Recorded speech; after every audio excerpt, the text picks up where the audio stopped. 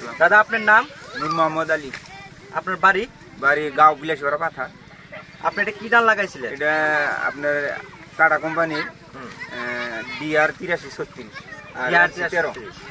তো আজকে তো এই জায়গায় আমরা অনেক লোকে দেখতেছি, ধানটা হয়তো দেখার ভালো হয়েছে। আপনি যাওয়া কালকে কিছু ধান কাটছেন, কাটার পরে কিরকম ওজন হয়েছে? কি সময়? মোটামুটি আপনার বিঘায় 30 বস্তায় ওজন করছি, 50 কেজি পাটের বস্তা।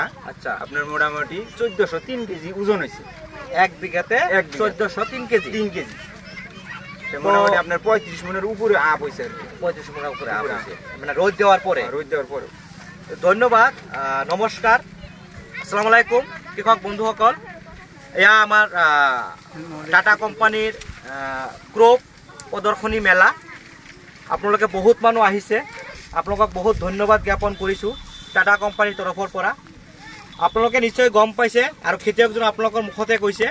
আজি এই যি ধান পথাৰত, যি ধাননি পথাৰত আমি থিয় হৈ আছোঁ, এই ধানটো আমাৰ টাটা কোম্পানীৰ DR 8336 হয়। তেখেতে 3 বিঘা কৰিছিলে। দুদিন আগত 1 বিঘা তেখেতে অলৰেডি হাৰ্ভেষ্ট কৰিছে, মানে কাটিছে। কাটাৰ পিছত 1 বিঘাত তাৰ 1403 কেজি ধান হৈছে 1 বিঘাত। আপোনালোকে হিচাপ কৰি চাব, এটা বিঘাতে 35 মোনৰ ওপৰতো ধান হৈছে আমাৰ DR 8336। তো অহাবাৰলৈ আপোনালোকে চবেই আমাৰ এই হাইব্ৰিড ধান DR 8336 কৰিব বুলি আশা ৰাখি মোৰ বক্তব্য শেষ কৰিছোঁ। ধন্যবাদ। থাকেন আপনাৰা যায় না কোনো